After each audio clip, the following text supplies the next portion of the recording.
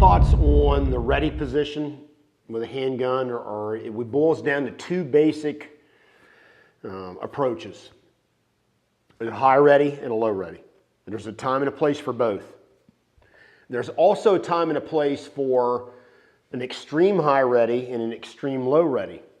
However, those are more specialized. Those are essentially in confined quarters. You're working as a team, law enforcement, military, whatnot. You're armed with a handgun, and I have to be very aware of sweeping people with my muzzle.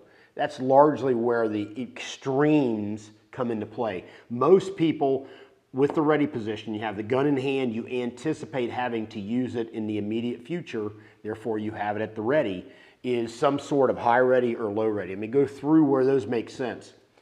High ready to me, in this position, classic scenario for that ready position would be home defense. I'm searching my house. I had somebody kick in my back door in the middle of the night, or I come home from work and my front door's kicked in. I know something's not right.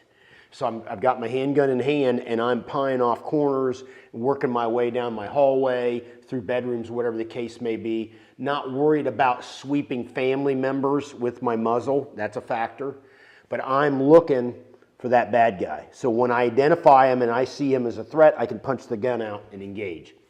Home defense scenario, clearing your own home, classic case for high ready.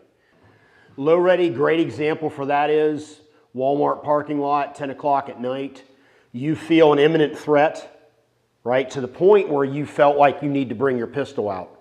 You've tried to de-escalate or get the individual to stop at that point, but they've continued to close on you and you feel like you're in danger. Now I got to get my pistol out. That's a classic example. Pistol comes out to the low ready, try to retreat and withdraw from the situation. That's a perfect example for the low ready position.